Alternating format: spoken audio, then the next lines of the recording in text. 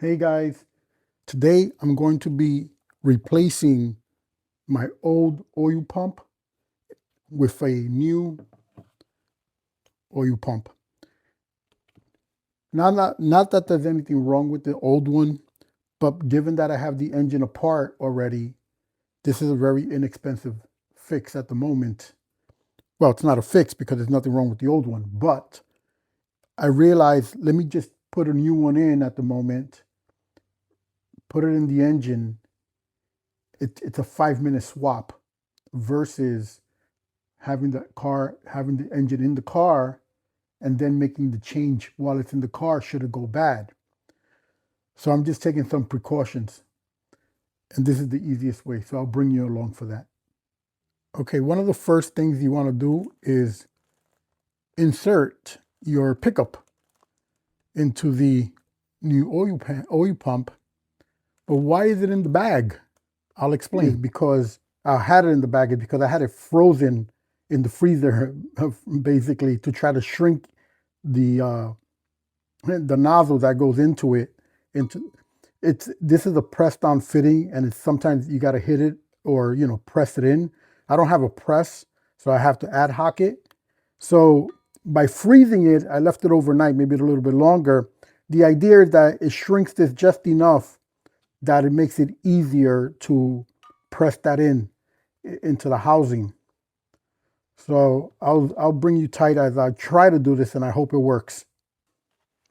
Okay, let me put a little oil, just a dab on this. Not sure if I'm supposed to do this, but it's what I'm gonna do. Just not a lot. Just in this case, I'm comfortable with it anyways because this gets bolted down. So once it's in and it gets bolted down to the housing, it's not gonna go anywhere. So whether I'm supposed to put a little oil here or not, maybe it's taboo. I don't know. That's what I'm doing. I'll find out, right? So I'm trying to do it as quickly as I can because I don't want heat to build into this, right, from my hands. So let's see. We'll see. Hopefully I have some luck. We're about to find out.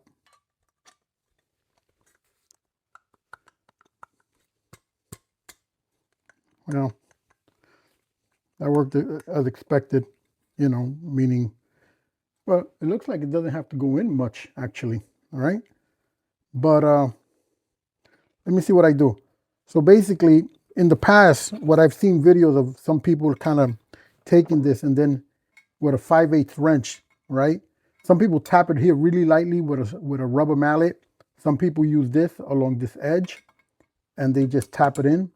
But I realized I've saw some other videos where people have customized a special connection. This is a 5/8 crawfoot, and I've realized that if I could, maybe use the old extender, I'll get a more direct press here. So let's see if this works for me. Let's see if this works for me. Hopefully it does. All right. Okay, let's see. I'll keep working it. All right, I'm gonna keep working it and I'll bring you back once it's in. Okay, I realize this is a kit. This is not right. There's no way. Even if I continue to bring that little bit in, this is not gonna level out because this bracket that's welded onto here, the spacing between here and here is gonna be different. This is supposed to be nice and flush. So that's never going to work, even though I'm tapping it in. But look, there's no way. Look how crooked that is. No. Look at that. No, this is a fail. I'm sending this back. This is my old pump. The top is fairly level to the pump line here itself, right? It's almost parallel, a little bit off. But it's mostly level. Then this is the new one. Look at that. It's like 5 degrees off. It's like not even close. And I think this bracket's like too long, the one that comes welded onto it. Go fucking figure. Look at that. This one's nice and square. Looks appropriate, right, for the length of this. You know, from this center line to that center line. This is kind of okay. But look at the new one. This is short and this is mad long, leaving this kind of cockeyed. My pan, you know, my pan's is always going to be like a, well, let's get these more or less the same place, right? All right. This is correct. See that? The bottom is on the left-hand side. That is kind of correct because I got them level at the bottom, roughly speaking anyway. Watch this.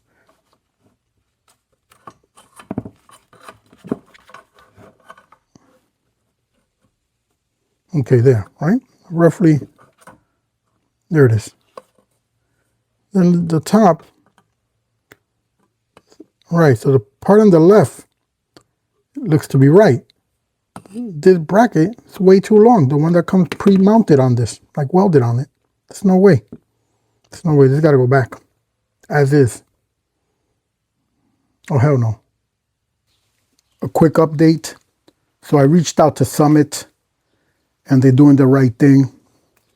You know, they were very cordial, very nice about it. And they issued me a full refund actually, and for both items. You know, this just wasn't going to work. Alrighty. I just wanted to give a shout out to Summit for doing the right thing on this. Thanks. So I'm going to just reinstall the old pump again. The pump didn't have that many miles on it anyways, so I'm comfortable reinstalling it. I put a mild cam in this engine anyways, so my thoughts are that in the future I'm going to be replacing this cam again. So at a later date, whenever that may be, I'll just reinstall a new pump, oil pump at that time. So I'll bring you along now with the installation process with my old oil pump. Thanks. Okay, one of the first things I just want to point out, this is what's the sleeve that goes into the engine. So the oil pump, the drive shaft, when the engine is rotated, connects to here and spins this, and this spins in turn the oil pump, and that's how you get your oil flow. Now, you see this collar right here? Sorry, it's a little bit out of focus. This collar, this is an aftermarket piece, maybe from MSD or others. This collar is steel, just like the shaft. But this is recommended, right? Especially in more high performance engines, because what you get when you order oil pump is this little nylon sleeve. See that little nylon sleeve in a different one. See that has a little, little set screw, but it's here, right? And it kind of goes over, the shaft in a more stock condition. We're not doing this. This garbage, throw it out. You know, they tend to last, but they do this for it's like Teflon plastic or something, and they do the manufacturers originally because it tends to be quieter, less rattle in the engine, etc. For maybe other reasons. But you want endurance, this is the way to go. All right. So this one, garbage. Alrighty, I'll bring you back closer. Okay. So that's where it goes, where that hole is right there, the shaft. Okay. For those that don't know, this is the bolt in the center there. That's where your oil pump is going to go with that machine surface there. All right. So what I've done, I just put some assembly lube right there and in there just because that's very sticky. That way it's not a dry start. So I'll go ahead and, I'm going to be priming the engine anyways, but this is a little thicker, that assembly lube. So at the very least on initial startup, there's something there. So go right ahead and just throw that in the shaft. Okay. And now this piece connects to the oil pump. So when you put your pump in, when you drop your pump in, just align the inner slot there, the male with the female part that's on the pump itself. I'll bring you back for that. So here goes. You just got to align these two pieces there. Let me see if I'll do it by hand. And align the dowels, these dowels. Make sure the surfaces are clean on both sides. Make sure your dowels are aligned. And it should,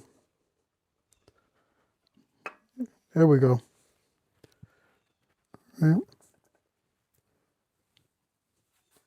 And let's see.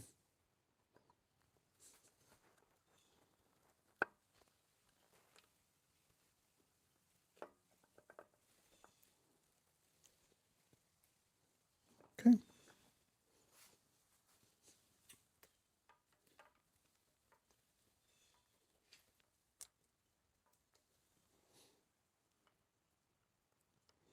Yeah, this is the beauty of this. Now it makes it really sticky. I'll come back and I'll drop the bolt in there and I'll make sure this is, the little sleeve is aligned there, okay? Stringy. Okay, one of the things that I've done, I've put assembly lube on my bolt. And I mean, this gets full of oil because very important, I should say, this is opened up in a lot of cases right to your crankshaft. So you want to make sure that the bolt that you're using is the correct size. If it's too long, it'll go right to the crank, to the main cap, actually. That's what I should say, to the bearing of the main cap, okay? Just to correct myself. So you want to be careful, so you should pre-measure to make sure that the depth of your bolt is the correct one, so you're not doing damage to your rear main cap bearing, okay? In my case, I don't have to do that because this was the existing bolt that I already had. So the length is already correct, all right?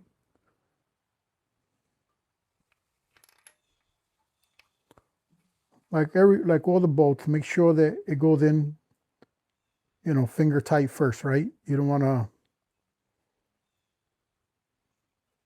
cause a problem. Cross thread them. There we go. So these get torqued down to, in a small block Chevy, generally between 65 to 70 foot-pounds, almost exactly like your heads. So, you know, just do it in increments. Maybe start somewhere small, just to kind of set it, maybe 20 foot-pounds. I have my torque wrench at 20 right now, just to get it going. And if it doesn't fit, you may have to put you see that? You're gonna be off center, so you have to kind of do it with an extension, or do it before you tube, right? A lot of people do it before they get the tube on, the pickup tube, but what happens? Then you slap, when you're trying to get your tube on, then you're pounding on this to try to get it while it's on the engine. I'd rather not do that. I'd rather do that off the engine, and then I'd rather deal with the torquing with a little swivel, whatever. It does change the torque setting a little bit, but it's probably, in my opinion, you do it your way, I do my way, but this is my way, because I feel it's safer for me to do it this way, all right? But I'll come back. Okay, I'm gonna start small. You know, I gotta put a little swivel on this. It's the only way to clear it, and you do lose some, you know, some torque on your settings, but you know, generally speaking, some people put it as low as 50 pounds. I'm sure I'm going to be well past that anyways. Again, it's 65 to 70, but I'll start small, you know, 20 pounds and then head up. Okay. I'll loosen this. Do it in 10-pound increments. I'll go up to 30 now.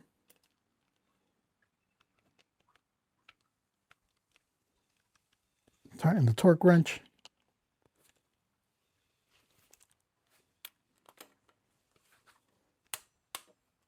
Okay.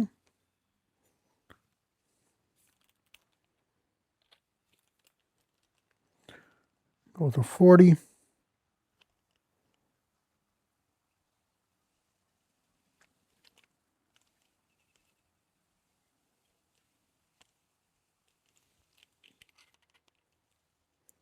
I should say I did kind of pre-tighten it with my box wrench already as well.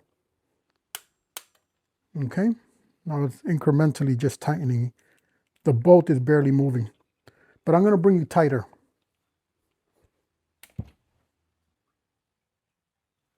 Then we go to 50. I'm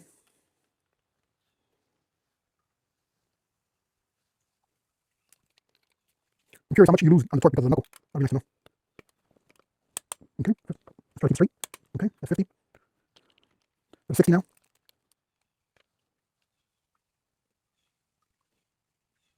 Okay, let's give it a go. No. Okay, alrighty, and my last 5. 65. Okay, time it up. Triple check my numbers. 65. Okay, let's make sure that's on there properly. I'm making a little pressure down so that, you know, try to be as much to vertical as I can.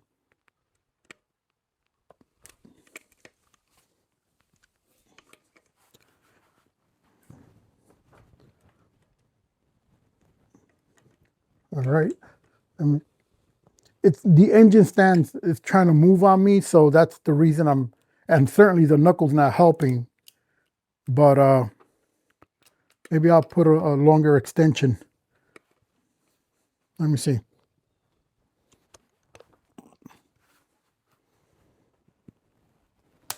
There we go. There we go.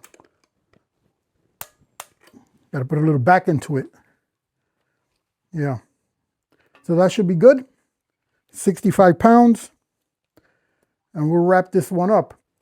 It's nice having the pump back on the engine because it allows us to close the engine up from the bottom, you know, put the gasket on, put the oil pan on, and go through that process. Because ultimately, once we spin the engine around, it'll probably be the last time that the engine will be upside down. Because we'll take that opportunity to not only finish the top side and, you know, put the rocker arms, etc., on the heads, but we'll also fill up the engine with oil. So it's literally one of the last times the engine will be oriented in this way. So it starts getting really exciting at this point because you begin to see the end of the build, or you know, the light at the end of the tunnel, should I say. Alrighty, thanks for watching.